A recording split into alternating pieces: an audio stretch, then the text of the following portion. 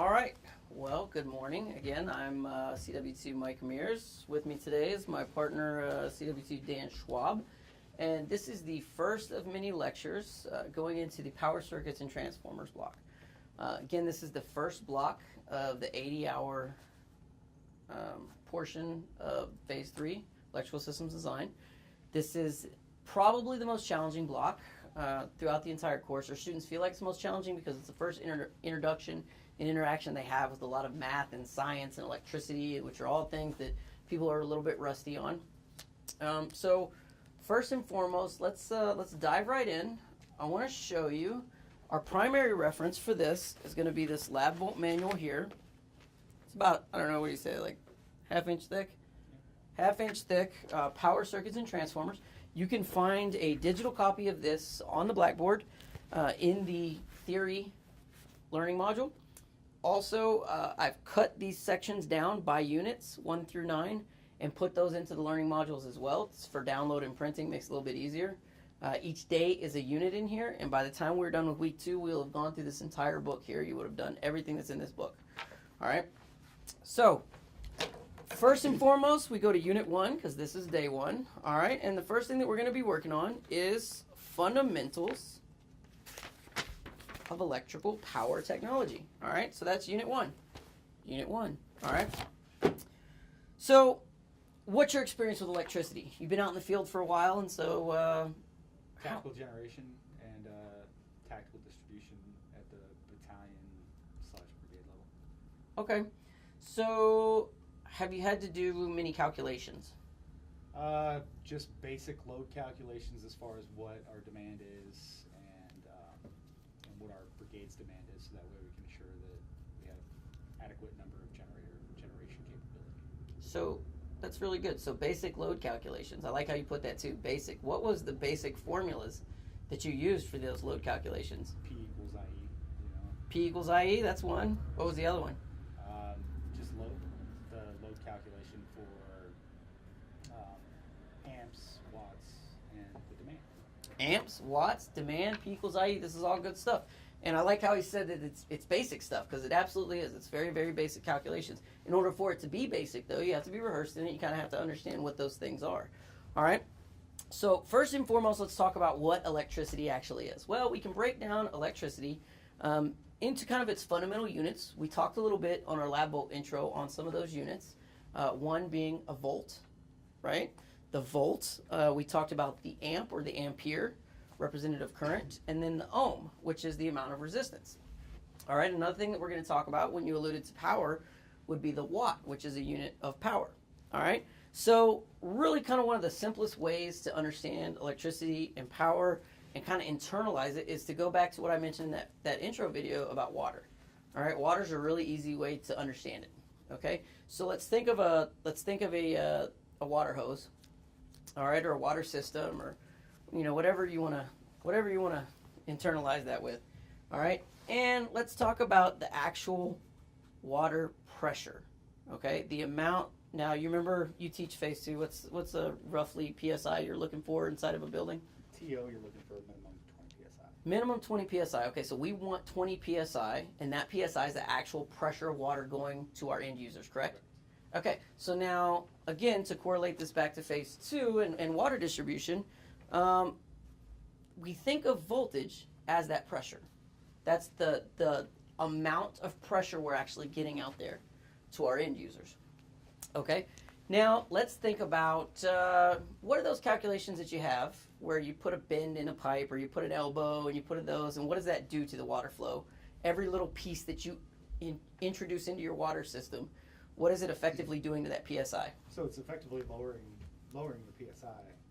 Any turn, any enlargement in your pipe, you're reducing the pressure that goes through the pipe. It's restricting the flow of water, correct? Okay, so that restriction that we're seeing from different fittings and different valves and different elbows, that can be looked at in the electrical system as resistance. Okay, hence the name, resistance. It's resisting that flow.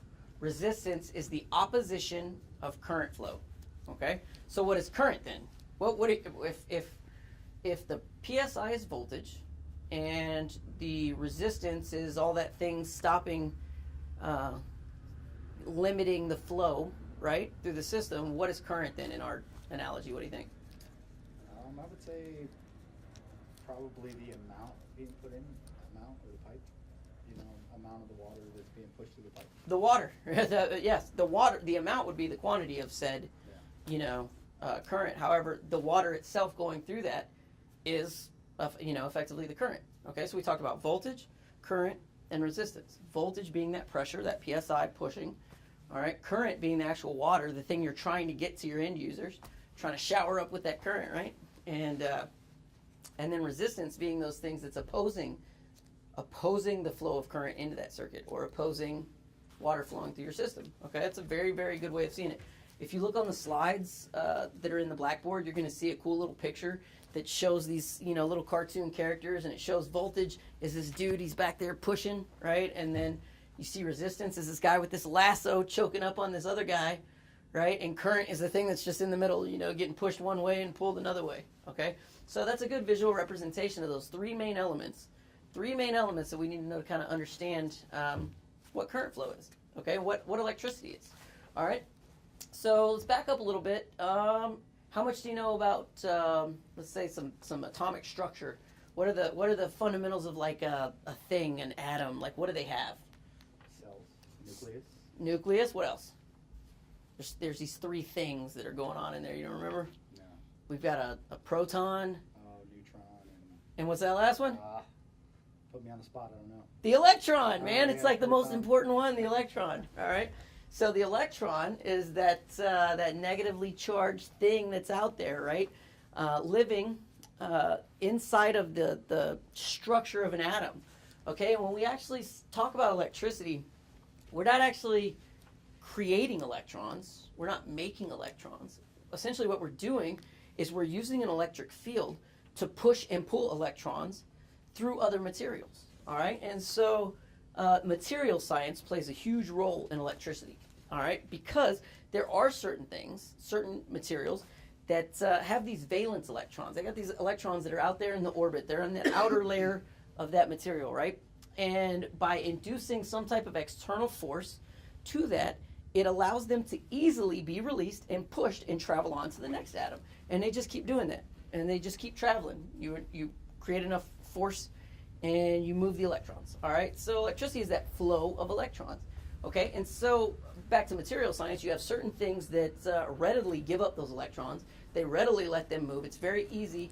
And we can think of this as magnets, right? So I've got these, let me come over here and grab these magnets. I love magnets, right? Because, well, one, electrical engineering, magnetism is like a big part of that, right? All right, so you hold that magnet there. All right, so do you feel any force there? You don't feel anything, right? Right? But as I get a little closer, you feel anything? I get a little closer, you really feel it, right? Okay, so that external force that I'm putting on there is very similar to when you create a magnetic field and you create an electric field. You can push electrons, move them, create a force that is going to allow the flow of electrons. All right, so what are the most common, oh, goodness, let's edit that out. What are the most common conductors that actually allow the free flow of electrons that you can think of? Copper, aluminum. There's a third one that's like super, super good. It's just expensive. I don't know. The third Gold. one. Oh, yeah, gold. Yeah. So, Makes sense. copper and aluminum being the best ones, right? So because of the material science in there, it allows the free flow of those electrons through them, right? So they make good conductors. Conversely, we have things called insulators that stop the flow of electrons. They do not allow the flow of electrons through them. That would be an insulator. So conductor lets those things go. Insulators puts a halt to them. Okay. And as an example, let's think of it like this. So right here, we called this earlier, this was a conductor, right? We're going to use it as a conductor. However, when I touch it, there's not electrons flowing through this part right here because this outer shell is an insulator. It's insulating. It's insulating you from the actual conductor, which is probably aluminum or copper on the inside of these, right? Inside of here is the conductor, allowing the free flow of electrons from here to here. This becomes that path from the voltage source to the load, current flowing through, electricity, but the material, this plastic or whatever it is an insulator, and it's stopping, right? It's keeping you electrically isolated, not allowing those electrons to flow to you. It's flowing through here. All right. Okay, so we talked about the volts. That's the pressure, right? The PSI. Then we talked about the resistance. That's that choking. That's that restriction. Those are the bends in our pipe. And then we talked about the water itself, which is the current flow going to the end user. All right. And electricity is essentially just flowing those electrons through, so you create that current flow to actually get it to the end user, the load. Okay? All right. Now, one of the primary, you mentioned P equals IE. In electrical theory and electrical science, there's a plethora of, calculus formulas, differentials, integrals, and all that stuff. But you can base exactly what you need to know for this course down to 2 simple formulas. 2 formulas, that's it. What do you think they are? You already mentioned one of them. VAR. What? Volt. Formula. Oh, I'm not sure which one you're talking about. Okay, you said P equals IE. Everybody likes pi, right? That's an easy one. And then the other one is, you remember? Give you a hint. Ohm's law. Oh. E equals IR? E equals IR. Look, see, it's very, very basic. E equals IR. Okay. Put me on the spot. I know. So, everything that we're going to be talking about and a majority of the math that we're going to be doing is all going to go back to those 2 formulas right there. All right? Now, you'll see in the slide deck that I put this cool little graphic in there. And that graphic has the circle that you see on the cover of the Uglies and some other things. It's got all these little circle charts, right? And you see all these different formulas. There's all these cool little ways. If I'm looking for this, I do this. I absolutely hate that. I put it there in case it helps you learn. But you don't need to know any of that. You need to know 3 things. Formula 1, Formula 2, and what's the third thing? What do you think? Algebra. That's all you need, right? Algebra, okay? And I'll show you that in a minute.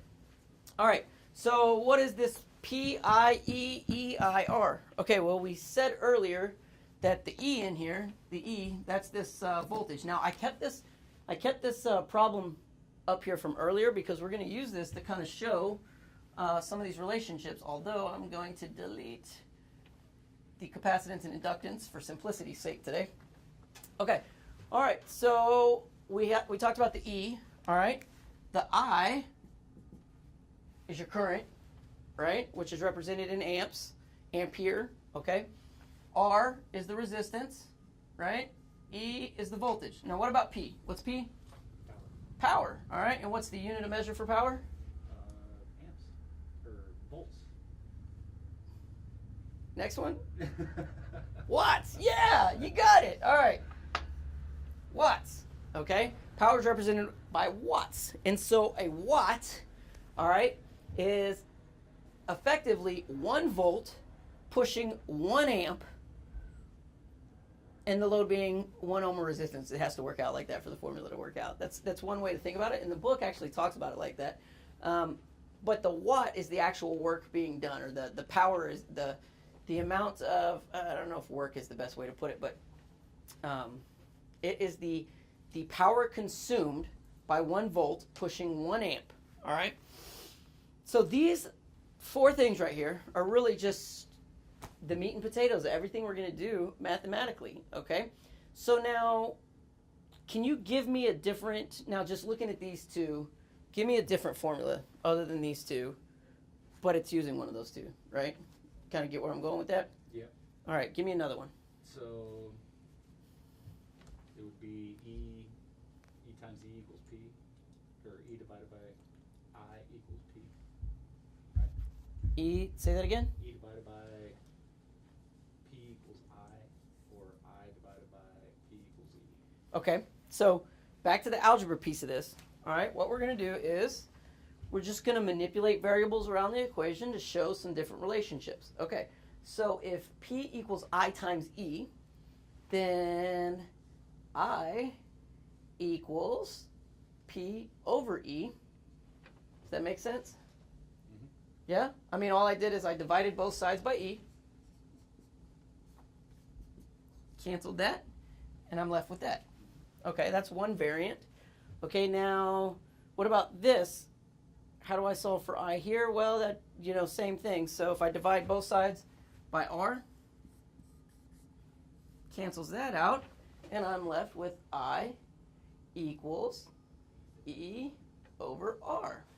Cool. So now when we're looking at that cool table that shows all those different formulas and stuff, you shouldn't have to look at a table to figure that out, right? That's like seconds of algebra, and coming to this course, you should have had some type of algebra. It's like a warrant officer requirement or something. So you shouldn't have a problem moving the E around the I around the R, right? So those are pretty simple, but what about substitution? We're going to see some other ones, some like power calculations. And what's another, can you remember off the top of your head without looking at that, some other variants of a power calculation? There's one in particular, it uses squares. Remember that one? Okay, well, let's look at this. So let's say if E equals IR, I'll write it over here. So if P equals IE and E equals IR, well, what if we substituted this into here? What do we get? P equals I times, now we're substituting because E equals IR, so that means that's IR, so that's times I times R. Or commonly referred, you hear people say I squared R. The square, the superscript, indicating that it's that variable times itself. All right. Well, we could do the same thing. So let's solve for I. We did that over here, and we said that I equals E over R. So now let's say P equals IE, and now we're going to substitute in if I equals E over R, and we substitute that in for that, what are we left with? P equals what? E squared over R. Okay. All right, and those are just some varied things on moving the E around the I around the R. All right, you hear me commonly refer to that. All right, it's just simple algebra. You don't need to memorize a chart, nor should you have to look at some chart that just shows a triangle with a P and an I and an E, or an E and an I and an R. That's not science. Science is that formula. All right, and so if you remember those two formulas and you just stay a little okay with algebra, that's all you need, is those right there. Now I'm going to show you through here, through the problem that we had kind of worked out, demonstrating on the Lab Bolt intro, and we'll see if all of this, hoobity-boobity, right, math and science actually works out to what we actually measured in our Lab Bolt lab intro. All right, so you'll remember, Mr. Schwab, that we had hooked up that one circuit that was 300 ohms. We had a source voltage of 124 volts. The resistance was 300 ohms, and we measured our current to be 0.417 amps, right? Okay, well, let's pretend that we don't know what the resistance value is, okay? Let's just say we were looking at our screen over there, and the screen said 124 volts is E1, and current I1 was 0.4, what do we got? 17. All right, well, back to Ohm's law. There's this guy named, German guy, something Ohm something, right? It's in the reading. It's probably not important in the grand scheme of science, but so don't focus on that when you're doing the reading too much, but that's the origins of Ohm. All right, so if E equals IR, right, and we're going to solve for R, because let's just assume we don't know that value, okay? And you'll be kind of surprised when we actually calculate it out, what it actually is. Okay, so I'm going to take, now I want to isolate that R. So we do that through algebra, right? Divide both sides by I to get the R by itself. So we get E over I equals R. Yeah? You got your calculator handy on your cell phone? All right, so we're going to do E equals 124 volts and I equals 0.417. So 124 volts divided by 0.417 amps equals, what do we got? 297.36. 297.36? Yeah. All right. And that's ohms, right? All right, 297.36, so about 297 ohms. Well, that's 3 ohms different than what that thing says. Oh my goodness, right? Well, this isn't super precision stuff going on rocket ships or anything. So now I'm a little confused because that says 300. This science you just told me about says that should give me exactly what it is. Let's actually measure it. Let's measure it. You remember how to do that? Yeah. All right, cool. So come on up. Let's measure. We had this one switch here on the resistive load module flipped up that indicates 300 ohms. So just grab two. We're just going to use the fluke for this. Yeah. And one of the cool things about these banana plugs is you see the fluke has these leads with the little needles on it, but you can also plug our lab volt cables directly into the banana jacks and measure resistance that way. Nope, we're just going to measure the resistance across here. So just put one up to there. All right, bring that into here. Doesn't matter which one. One of these two. All right, now the other one to the common. And into there. All right, now flip us over to the ohm. Now the ohm reading on the Fluke 87 is right at the top. All right, and you notice it by the little horseshoe. All right, so what are we reading? 299.2. So it's not exactly 300. Okay, obviously it's not super precise equipment. All right, what did we calculate? We calculated 297.34, but we're there. We're in the ballpark. That relationship exists.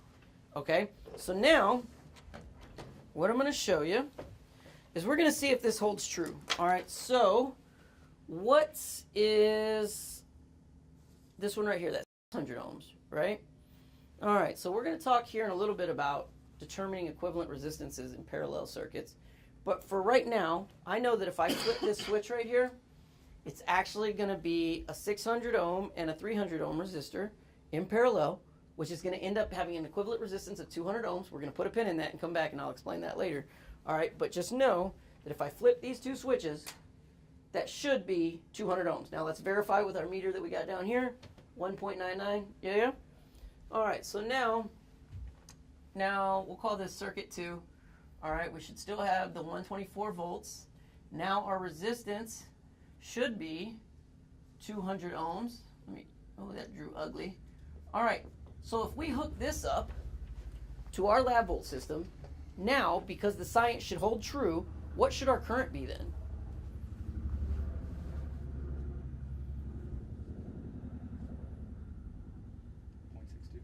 .62? Okay. How did you get that?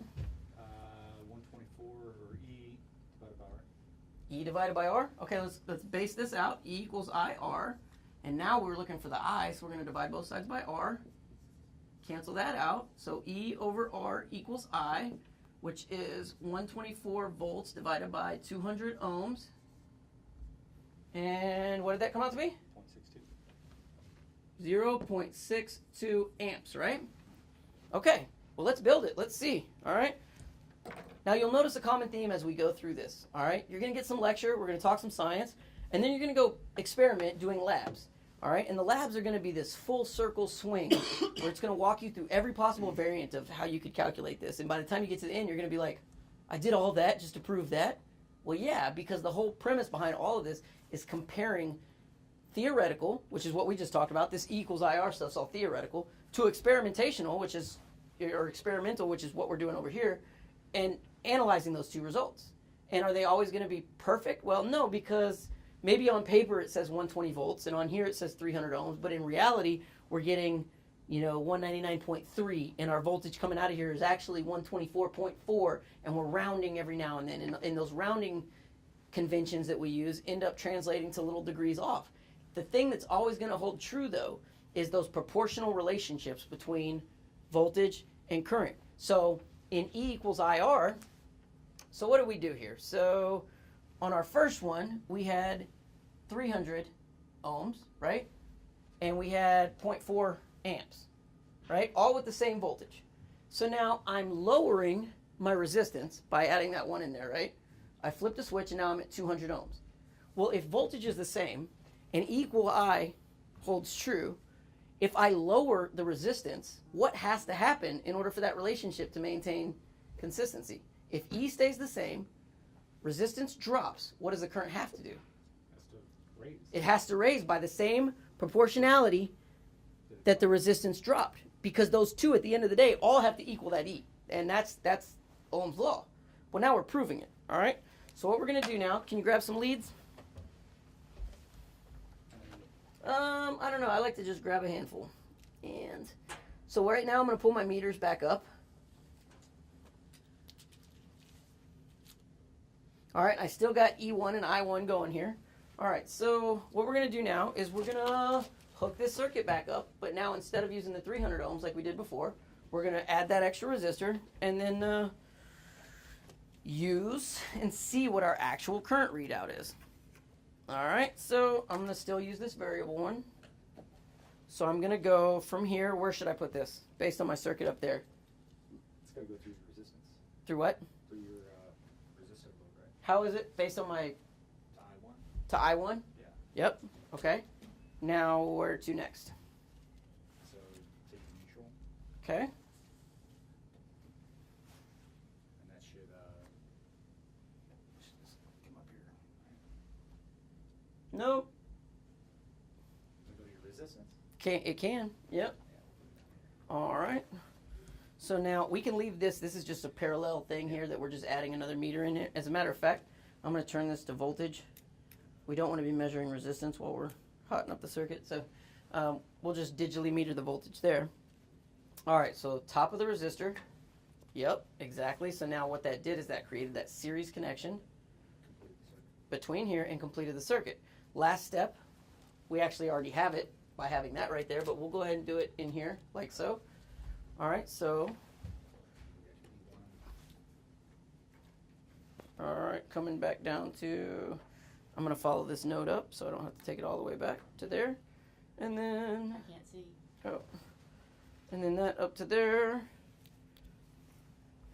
over to E1, voila, spider's nest. Okay, so all this fancy stuff that we did, we essentially just hooked this up, just like so, right? So we've got these two switched up, so now 200 ohms. We did the calculations and we see that we should be getting 0.62 amps. Correct. Okay. All right, so let's hot it up. Let's turn this bad boy all the way up. All right, what are we reading? 0.623. 123.9, 0.623. All right, so we just proved Ohm's law, right? That proportional relationship. We lowered the resistance and the current bumped up because the voltage stayed the same. Now, I guess you could argue if you were really analytical that, wow, that says 120. Oh, now it says 124 again. All right, but it said 123.9. These are all incremental adjustments that are making very minute differences in your overall equation. So don't wrap yourself around that axle. Just know that by the same percentage that resistance dropped, that current had to increase to maintain that voltage. Now, conversely, if I reduce the amount of current, well, we're going to do it by resistance. That's how we're affecting how much current. We don't have a dial dialing up and down the current, so resistance is the thing that's causing us, or voltage. So now in this case, if resistance stays the same and we dial the voltage down, what's going to happen to the current? It should essentially lower, correct? Exactly. Right? So let's try it out. All right, so right now we're at 123 volts and we're at 0.623. Let's go to 50%. So if we lowered the voltage by 50%, what should our current be? Should be half of that. Half of that, right? Because it has to maintain that same proportionality. It's science, right? So let's dial it down to 50. And where are we at? We're right there. We're about half. Okay? Now, again, this isn't super precise on this needle right here, so I might not be exactly. Let me dial that up to right at 60. And actually, it needs to be, we were at 124, so we should be at 62 to be exactly. Let me see if I can get it there. It's pretty close, 0.31. Yeah. So notice, we dropped the voltage by exactly 50%, and just like you deduced, the current has to drop by 50%. We didn't even need to measure it, but we did, so we could prove science, right? It's awesome. Okay. Well, man, that's it. That's all you need to know. 8 weeks done, right? Go forth, right? No. That's just one cool aspect to it. All right. So let's disassemble our circuit. Actually, we'll leave it up. We'll leave it up. Okay. All right. So that's really the fundamental building block behind everything that we're going to be doing is Ohm's law.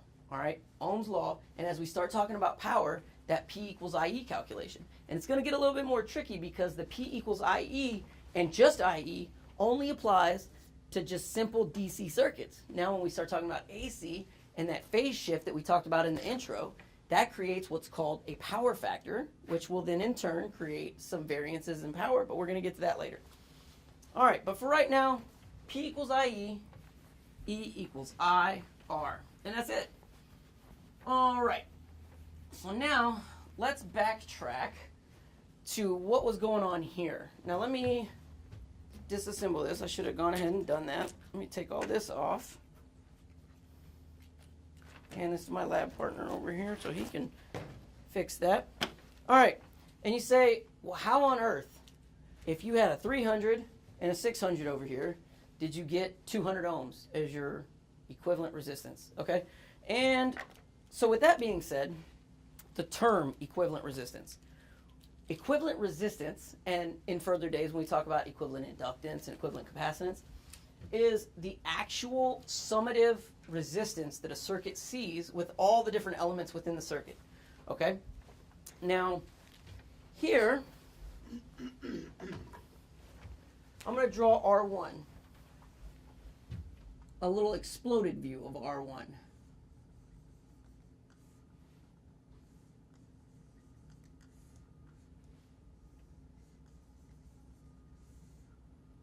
Okay, going down to here, here, and here. Okay, so based on our previous lecture, right, are those three resistors in series or in parallel? What do you think? They're in parallel. Why are they in parallel? What's a good quick indicator that you can use to see that they're in parallel? Because they're all going to the same end. Right, they share the same nodes. The same two ends are the same nodes. All of them are in parallel, right? So again, back to the color coding idea. If we were to color the nodes, this is all one node right here. See how that's all electrically that same thing? This is all electrically that same thing. I'll leave it blue. We can look at those and see that all three of those resistors share the same two nodes. That means that they are parallel. Okay, so now all of these resistors down here on a resistive bank are the same values. You'll get to know them well. 300 ohms, 600 ohms, and 1200 ohms.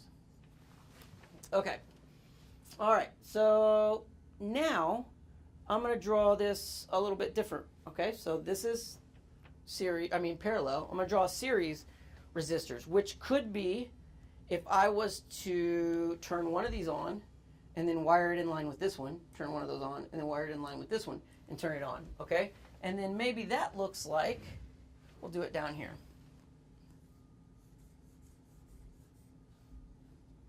R1.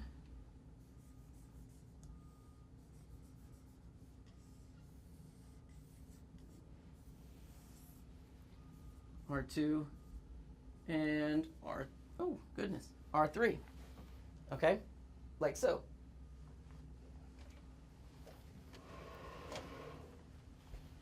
All right, so now these, how are these configured? Those are in series. Those are in series, right?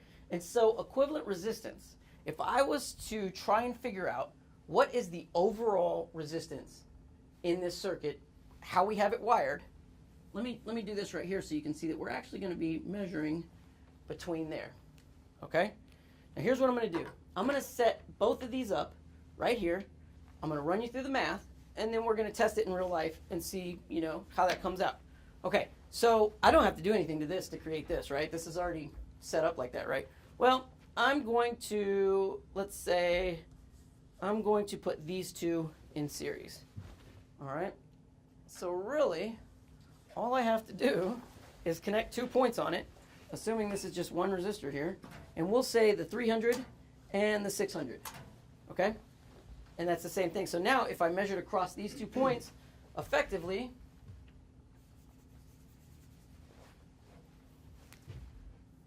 I have this. Now R1 equals what? 600? 600. R2 equals 300 ohms. All right, now over here, I'm only going to turn these two on, just like our example, so we can actually just erase this 1200 one because I'm going to leave that switch open. And I'm just going to do this. Okay, so parallel, series. All right, do you happen to remember from way back in the deep realms of our intricate phase 3 we had on equivalent resistances? It's because we probably didn't learn it. All right, so to calculate the equivalent resistance of a series circuit, it is very, very simple. It is simply the sum of all resistances in that circuit. Very, very simple, right?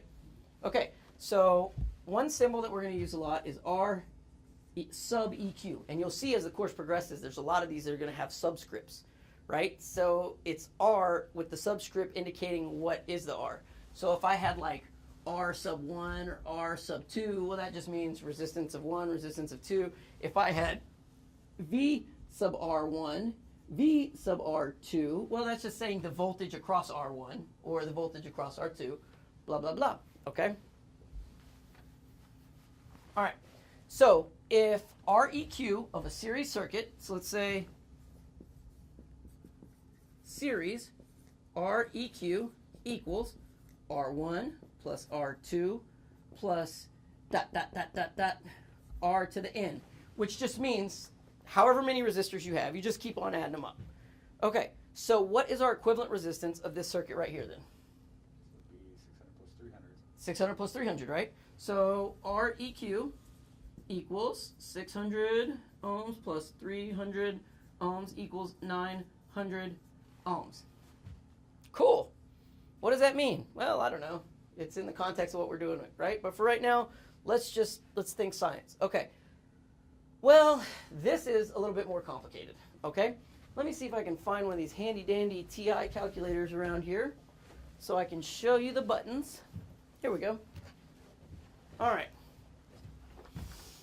Okay, parallel circuits, a little trickier, okay? Instead of the sum of this, it's the inverse of the sum of all that, right? So that means for parallel, 2 R's or 1 R in parallel, what do you think? 2?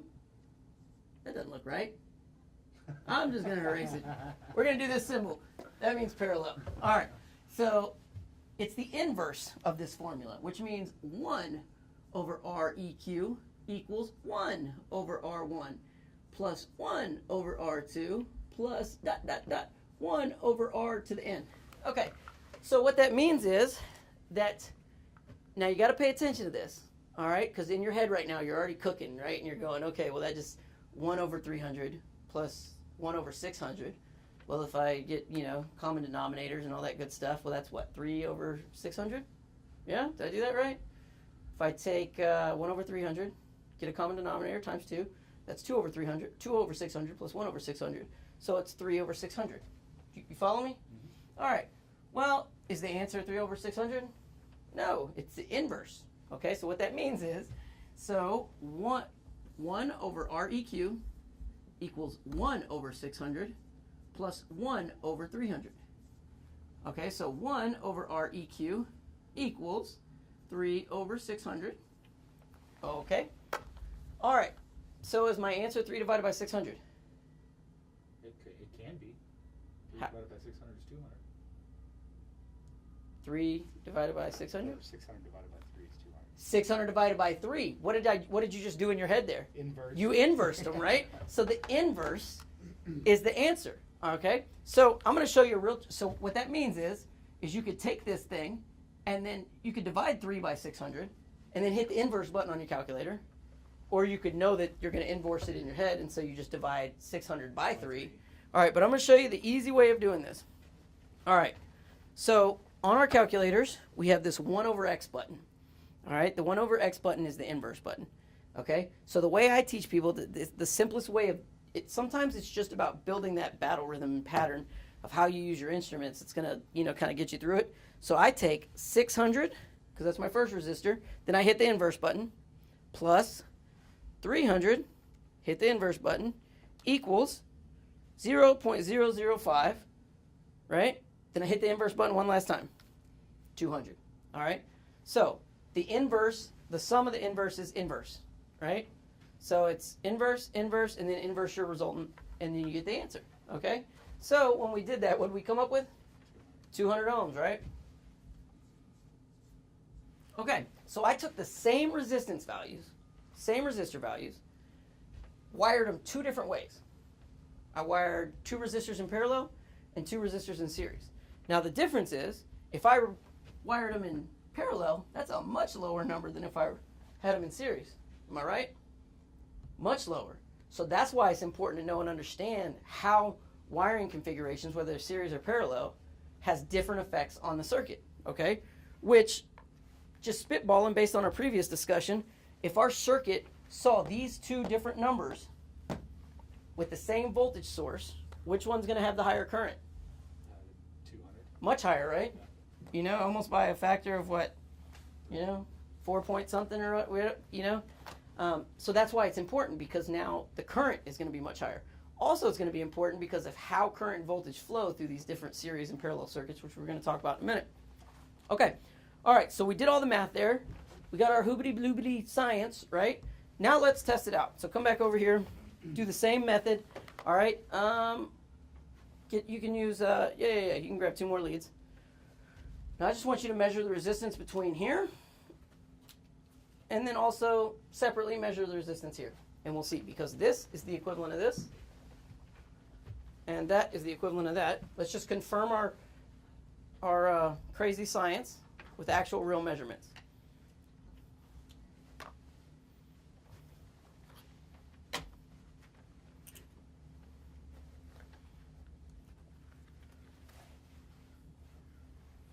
All right, so here's a cool thing. What does that say? 0.897. What's the second part of that, though? Because initially you see 0.897 and you're like, oh, that seems off. What? You got the K, right? The K. That means kilo, which means times 10 to the third. So if I was just using ohms, if I just said ohms, how many is it? 0.897. Ohms or kilo ohms? Kilo ohms. Which is how many ohms? 897. 897 ohms, all right? Which, based on our math, we did what, 900? Yeah. So that's like within 2-3 ohms of what we're supposed to get. Same as this one. Yep, exactly, right? Which goes back to the point of the amount of resistances these aren't super precise resistors, all right? There's a certain tolerance resistors can have, especially if you buy the cheap ones, that's not going to be exactly what the nameplate says. Per the nameplate, it should be 300, 600, 1200, but in reality, we're going to see different variances, right? Okay, so if we were to add one more resistor to that, right, and we added the 1200 to that, what should our equivalent resistance be? 12, 9, 23, or 20. Wow, let me do math here. 2100, yeah, okay. 30, what is it, 3100, right? All right, keep on going, okay. All right. You can edit that one, right? Yeah, keep that one in there. Keep that one in there. Okay, in order to do that, I'm going to pop this over to here. Give me one more. Oh, I got a yellow right here. Now I'm going to pop this in series with this one. Okay. And I'm going to add the 1200. All right, so what do we got? 2.1 kilo ohms. 2100, right? So we just proved the science, which leads me to one other thing. You're going to be seeing a lot of prefixes throughout the course in this science. That was the first one. K equals kilo equals times 10 to the third. M equals, what do you think? Mega. Megawatt. Times 10 to the sixth. There's the next one that's a G. You know what a G is? Gigawatts. Yeah. Huh? No? That's a real thing. Not just from Back to the Future. All right. So then, conversely, we can go the other way. You're going to see little m. Notice that's big M. This is little m, which what do you think that stands for? Milli. Yep. You're right. Okay. And what is milli? Times 10 to the negative 3. Okay. And then we're going to see this cool little symbol here. It's actually called mu, right? Not the Pokemon, but mu. All right. Which stands for times 10 to the negative 6. Micro. Okay, and you'll actually see these prefixes in your measuring instruments a lot of times too. All right, so if you just read 0.897 kilo ohms, well, that's the equivalent of 897 ohms. All right, so now if I was to just move this decimal 3 places, right, because kilo is times 10 to the 3. All right, that makes this 897 ohms. You're going to see this convention back and forth, and a lot of times the instruments will bounce and they'll give you that prefix. You got to pay attention to it. If you don't pay attention to the prefix, you're going to go, oh, I got 2.1 ohms, something's off. Well, it's because you didn't read that little letter right there next to the little ohm symbol and it says kilo. Okay, cool. So we proved that our parallels or our series circuit works, right? All right, so let's pull this out. Here's our metering device. And now we're going to go back to our parallel circuit. All right, we did the math on that one up here, right? And we said the inverse of the inverse of that is going to give us 200 ohms, right? All right, so now we can come back up here.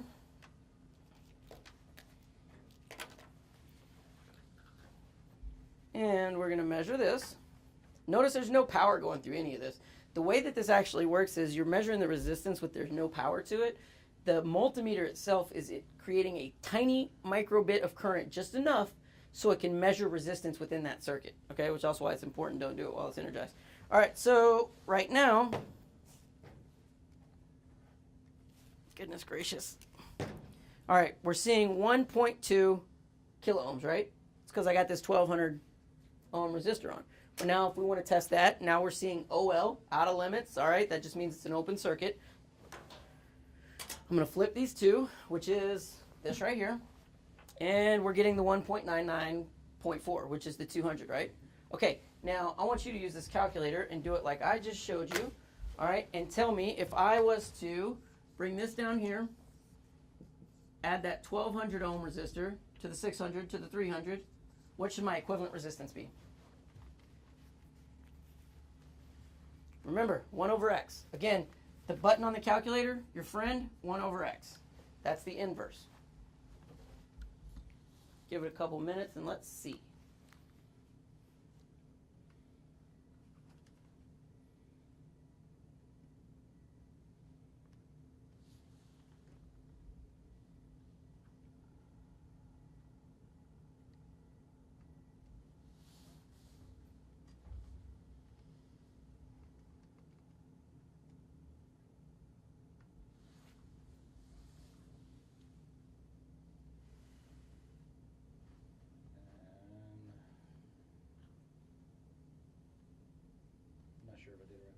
We need to phone a friend. All right. All right, cool. You had to hit it one more time. You had to hit the inverse button one more time. All right. So I'm going to show this again. Can you zoom in on the calculator? Are you able to see it so you can just like watch my fingers work magic on this calculator? All right, so we've got 3 resistors, 1200, 600, 300. So what I do is I'll do 1200. Oh, 1200. Inverse button plus 600. Inverse button plus 300, inverse button equals, and I'm left with this number right here, and I'm going to inverse that, and I get 171.4. All right? You know how I know it's right? Because I've done these labs a lot of times, and I know that if you flip those 3 and calculate it out, it's 171 ohms. All right? So the equivalent resistance is 171 ohms. If we have all 3 of these switch together. Okay, so let's test it. We got 199 showing there because we just had the 600 and 200. Flip the switch. What are we at? 171. Science, right? So awesome. Okay. All right, cool. So equivalent resistances, again, parallel series circuits, all pretty simple. The parallel one's a little trickier because it's you got to do inverse buttons. It can be tricky. But what if we have series parallel? What if we have a circuit that has everything in it, right? Let's erase all of this.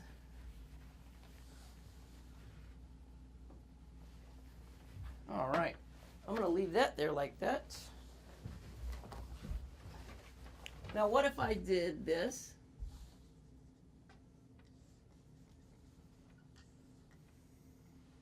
Okay, and I call this one R1, 1200. R2, 600, R3, 300.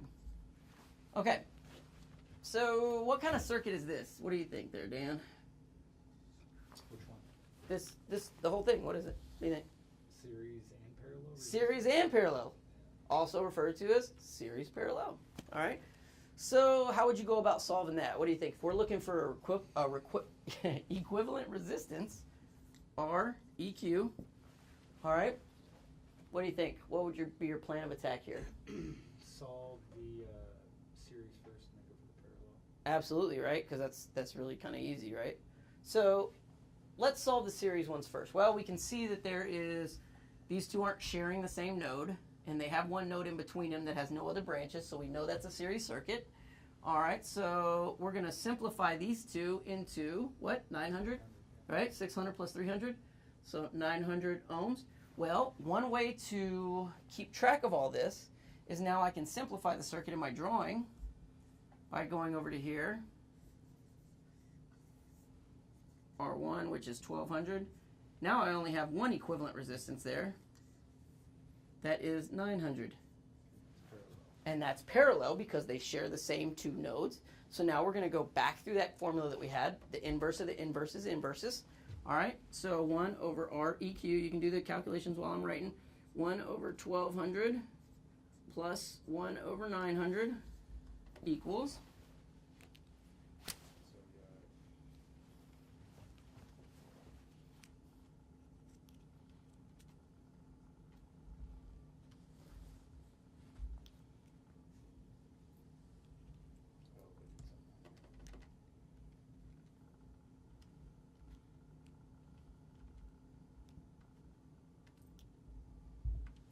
It's going to be 500 and something-ish. 514? What is it? 514.28. 514.28 ohms.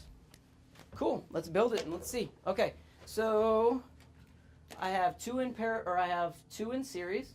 So we'll go back to our configuration over here. Those two are in series, which is a 600 and a 300. We're still there. Now we're going to turn all these off except the 1200, right? And we are going to put this in parallel with the, okay, so we're going to go here to here. Actually, we'll go here to here. And here to here. Let me see if I got that right. All right. That's in parallel with that. Show enough. Okay, so if we measure our resistance across here and here, what do we got? 514.4. Can you zoom in on the multimeter? Because it's pretty awesome. It's science. Right? So, cool. Cool story. So we talked about parallel circuits, equivalent resistance. We talked about series circuits, equivalent resistance. And then we talked about series parallel circuits. Cool. Is that it? How much time do I got left? About 5 minutes. 5 minutes? Okay. All right, so before I go into Kirchhoff's laws, we'll recap on this one. All right. Now, the main components of electrical science, right? The main units that we talk about is voltage, indicated with an E or a V if you're me, right? And that's that push, that's that PSI in the water system. Then we got current, which is the water, right? That's the actual thing flowing out to the end users. And then we've got resistance, denoted by R or ohms, that little upside down Greek horseshoe. And that is the resistance in the opposition to current flow. All right, and again, you can think back to that little cartoon that I have in the slideshow that shows the guy with the lasso choking up on the other dude who's trying to get through the pipe, and then you got voltage back there pushing the dude through the pipe. All right, the guy pushing the guy through the pipe, that's the voltage. The guy getting choked up, that's the current. And the dude with the lasso pulling, that's the resistance. Okay, then we also talked about power, all right, which is watts, which we're going to get into in the next lecture a little bit, and how we actually calculate the equivalent resistances. So again, one more again, for series circuits, REQ equals R1 plus R2 plus R3 plus R to the N. Well, what if I only have two resistors? Well, then you can't add R3, right? Just R1 plus R2. The sum of the resistances in the circuit, and that's if it's series. Now, if it's parallel, it's 1 over REQ plus 1 over R1, equals 1 over R1 plus 1 over R2 plus 1 over R3 plus 1 over REQ. And again, our friend in this is understanding how to use our calculator, because that 1 over X button is our friend, okay? So that's the inverse button. You can do it however you want to do it, however your mind simplifies the circuit, but I think personally the inverse button is the simplest way. One last thing to note, a good quick way to know if you've actually solved the circuit right or not, okay? In a parallel circuit, all right, your equivalent resistance is always going to be lower than the lowest resistor in that circuit, okay? Always going to be lower. So if we had a 200 and a 600, your equivalent resistance should be under that 200 ohms. If you got something above 200 ohms, automatically right off the bat you did the math wrong, okay? Series is the opposite. You're always going to have a higher resistance than the lowest resistor, right? So if you have a 200 and a 600 and your equivalent resistance came out to 171 and they're in series, well, you did the math wrong because you have to add the two together, so it has to be higher than that less, okay? So those are two quick ways to quickly identify, again, keeping track of nodes so you understand which ones are parallel and which ones are series, and paying attention to how to use your calculator and which units are what. Again, remember to mark your units. See? Ohms, ohms, ohms. All right. Well, next we're going to go into Kirchhoff's voltage and current laws and do some power stuff. So get ready.